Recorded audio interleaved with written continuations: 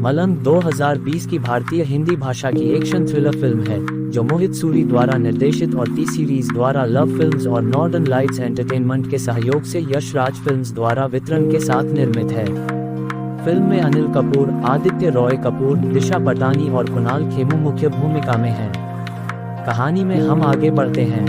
Inspector अंजने Agashe एक नशे का आदी पुलिसकर्मी है जो जाने माने अपराधियों को मारकर उनकी हत्या कर देता है और उनकी मौत को पुलिस मुठभेड़ की तरह पेश करता है क्योंकि उसकी बेटी वानी को गोवा में एक छापे के दौरान गोली मार दी गई थी।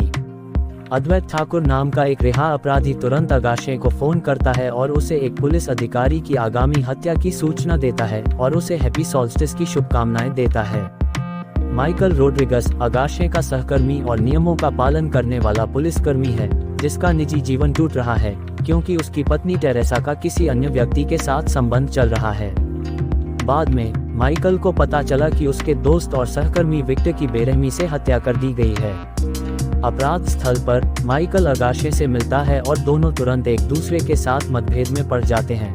अगाशे हत्यारे को मारना चाहता है जबकि माइकल चाहता है कि हत्यारे को कैद किया जाए। ये निहित है कि विक्टर की मौत के पीछे अद्वैत का हाथ है। अद्वैत जल्द ही माइकल के सहयोगियों नितिन और देवेन को मार देता है, जहां माइकल को जेसी नाम की एक ड्रग आदि वेश्या पर शक हो जाता है जो अद्वैत की दोस्त है और हत्याओं में उसकी मदद कर रही है। माइकल ने उसे कमरे में देखा और उसके पीछे पीछे उसके पीठासीन स्थान तक चला गया। ये जानने पर कि माइकल उसका पीछा कर रहा है, जेसी उसके स्थान पर सबूत जलाने की कोशिश करती है, लेकिन माइकल प्रवेश करता है और उसे पता चलता है कि वह भी अद्वैत की हिटलिस्ट के लक्ष्यों में से एक है। अद्वैत ने खुद को अगाशे के हवाले कर दिया और अद्वैत के साथ माइकल का अतीत सामने आ गया।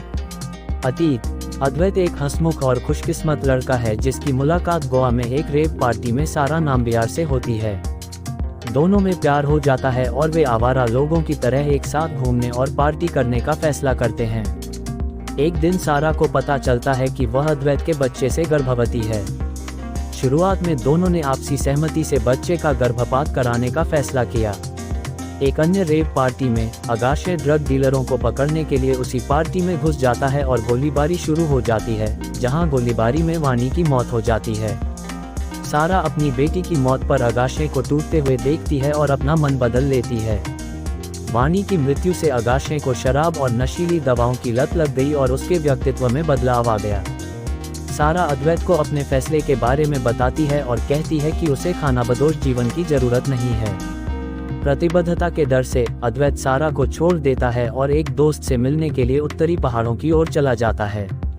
अद्वैत को जल्द ही अपनी गलतियों का एहसास होता है और वह गोवा वापस लौट आता है।